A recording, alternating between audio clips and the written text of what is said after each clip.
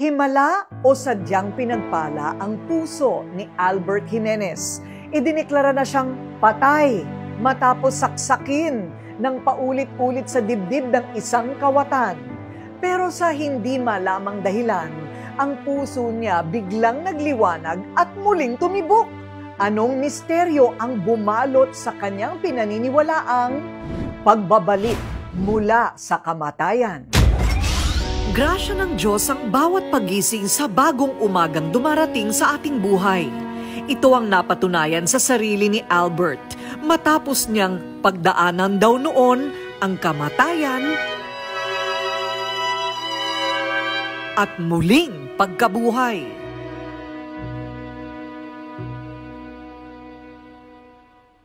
Tuwing magpapasko noong kabataan ni Albert, lagi niyang inaabangan ng mga kwento ng kanyang lolang religyosa. At dito nabuksan ang daan para makilala at mapalapit ang loob niya sa Birheng Maria at Panginoong Hesukristo. Kinuwento sa akin ng lola ko yung apparition ng Our Lady of Fatima. So para bang na-inspire ako nung sabi ko, magpapakabait ako kasi gusto kong makita si Mama Mary. Hilig ko ng laro, hindi nakatulad dun sa mga bata. Laro ko nun pari-parian. So, misa-misahan kunwari. So, yun yung parang laro ko nun. Maagang naitanim sa puso ni Brother Albert ang kanyang pangarap na maging pari at maalay ang buhay sa paglilingkod sa Diyos. Pero bago pa lang siya makapasok noon ng seminaryo, Abril ng 1993, isang trahedyang personal ang nagbanta na ang kanyang mga banal na plano kailanman ay hindi na matutuloy. 22 years old si Albert noon nang mas naging aktibo siya sa iba't ibang gawaing simbahan. Isang gabi, habang papauwi sila ng kanyang kaibigan mula sa dinaluhang fellowship, nakasalubong nila ang isang grupo ng kabataan. Dahil sa isang sombrero, nasaksak si Albert. So noong mga panahon na agaw buhay ka, ano ang nagaganap sa loob ng isipan mo? Sabi ko, nananaginip lang ako, hindi totoo itong mga nangyayaring to. Pagdilat ko, wala ako sa ospital. Kaya lang nung pagkakataon na yun, nung nararamdaman ko na may nilalagay yung mga doktor sa dibdib ko, may nilalagay sa bibig ko, pero hindi ko sila nakikita. And then pagkayari po nun, yung pagkakita ko ng maliit na liwanag po, naging tahimik na ang lahat. Maliit lang siya, tapos palaki ng palaki, nakatapat sa katawan ko. And iyon na po yung pagkakataon na nakita ko na yung sarili ko, na ako ay nasa harap na ng mahal na Birheng Maria. Ang larawan po ng mahal na ina, kulang yung salitang maganda. Hindi mo masasabi yung nararamdaman mo. Yung mata niya, una nakita ko kulay brown po siya. Maya-maya nagiging kulay asul yung mata ng mahal na ina. Yung boses ng mahal na ina ay boses na pag narinig mo, mararamdaman mo sa puso mo na parang nangungusap siya, kinukonsensya ka. Sabi sa akin ng mahal na ina, halika sa aking anak, sa aking Panginoon na iyong Panginoon. Pagkasabi niya po noon ay nakita ko sa harapan ko ang Panginoong Hesukristo. Katulad ni Maria, nakalutang din yung kanyang puso. Yung sinabi ni Jesus na ako ang buhay at pagkabuhay. Sino mang manampalataya sa akin, bagamat mamatay, ay tunay na muling mabubuhay. Yun yung magpahanggang ngayon ay nakatanim po sa aking puso.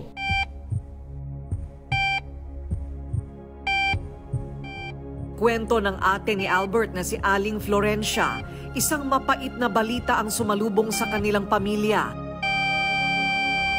Idineklara ng mga doktor na patay na ang magpaparisa ng miyembro ng pamilya Jimenez. Lahat kami talaga nag-iyakan.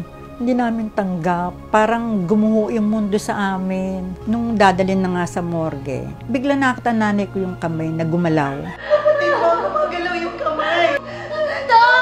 Kaya alam namin buhay. Nagtakbuhan kami na buhay siya, buhay.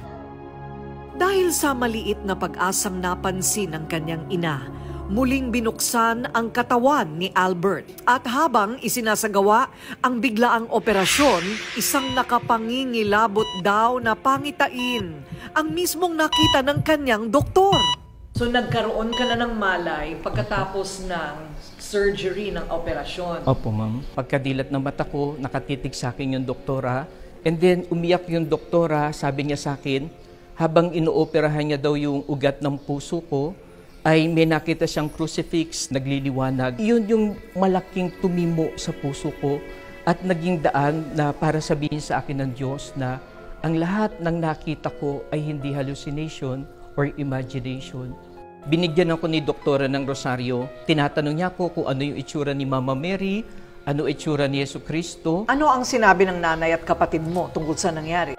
Ang ate ko po kasi ay iba yung relihiyon niya. And simula nung siya ay nag-iba ng relihiyon, lagi namin pinagtatalunan yung pananampalataya. Nung marinig niya yung kwento ko na nakita ko si Mama Mary, ang unang sabi sa akin ng ate ko ay, mag-pray ka. Si Satan yon, dinideceive ka lang ni Satan. Pero ako na nakakita at nakaramdam, alam ko sa sarili ko kung sino yung nakaharap ko. Kinabukasan lang matapos madugtungan ng buhay ni Albert, muling dumaan sa pagsubok ang pamilya. Hayop kayo!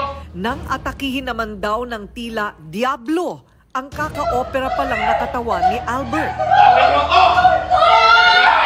Anong nangyari? Para kang sinaniban, pero hindi ba ito maipapaliwanag ng siyensya o ng mga doktor? Dala ng sobrang taas ng lagnat, iyon po yung pagkapaliwanag ng doktor. Iyon yung dahilan kaya po ang ate ko ay nabahala na po sa sitwasyon ko. Kaya ginawa niya, kinausap niya yung doktor. Ang sabi sa kanya ng doktor, Mrs., tatapatin ko na kayo. Ang totoo niyan, wala nang pag-asa kapatid mo. Ang ginawa daw po ng ate ko ay pumunta siya sa ulunan ko. Paglapit kong ganyan, makita ko yung rosary. Parang kusang lumapit siya sa kamay ko. Doon ako nanalangin na Mama Mary, tulungan mo yung kapatid ko. Pagalingin mo siya. Pagkasabi daw po ng ate ko ng salitang yun, bigla ako nawalan ng malay tao. Madaling araw nang matauhan muli si Albert at ang una niyang tinanong sa kanyang ate Florencia, bakit siya nakatali sa kanyang higaan? Pagkadinig ng ate ko nung boses ko, sabi niya sa akin, ngayon ako naniniwala, totoo pala talaga si Mama Mary. Sabi niya, palakas ka, pagaling ka, pag magaling ka na, sama-sama tayong magsisimba at magpapasalamat sa Diyos. Hindi inaasahan ni Albert na sa ikatlong araw ay makikita niya ng harapan ang hindi inaasahang bisita. Ang tao na muntik nang umagaw sa kanyang buhay at mga pangarap. Ano ang inisip mo nung makita mo yung salarin? Pinakita ko yung bituka ko nakalabas, pinakita ko yung biyak ng tiyan ko. Stitches po, 29 stitches siya. Sabi ko, mapalad ka pag ako'y nabuhay kasi patatawarin kita at ipagdadasal kita. Pero pag namatay ako, kawawa ka kasi walang mananalangin para sa iyo. Ibinigay ko sa kanya po ng buong buo yung pagpapatawad at paglimot. Tumagal ng halos 1.5 buwan si Albert sa ospital bago siya tuluyang gumaling. Kahit may edad na, pinilit niyang makatapos ng kolehiyo bago siya pumasok sa seminaryo. Isang araw, habang nagbibigay daw si Albert ng life testimony sa mga tao, napansin niya ang isang lalaking pamilyar sa kanya na walang tigil sa pag-iyak. Nagulat ako nung sabihin niya sa akin na siya yung sumaksak sa akin. Pagtapos, para po akong binuhusan ng tubig na malamig. Nung sinabi niya sa akin na, Brad, nagbalik loob ako sa Diyos. Ngayon ay naglilingkod na rin ako sa simbahan. And makagraduate na ako ng college. Sabi ko, kung pinakulong ko siya, baka sa mga oras na to nasa kulungan pa siya. Baka sa mga oras na to magnanakaw pa rin siya. O baka sa mga oras na to patay na siya. Yung naramdaman ko ay may biyaya ang pagpapatawad. Ngayon, isa ng working brother si Brother Albert sa Society of St. Martin de Porres at nagtuturo bilang religion teacher sa isang private school sa Parañaque. Isang mapagpalang araw po sa ating lahat. Kasabay ng pagiging online teacher, vlogger din si Brother Albert. Sa kanyang YouTube channel na Tinig ni Maria, ibinabahagi niyang iba pang grasya at aral na galing mismo sa kanyang personal na buhay. Kung may leksyon man dito, halos buhay mo nang iyong ibinuwis. Ano ang leksyon na iyon? Ang disgrasyang nangyari sa akin ay naging this is grasya. Naging siyang grasya ng Diyos dahil nagkaroon ng conversion yung ate ko. Nagbagong buhay yung taong nakasaksak sa akin.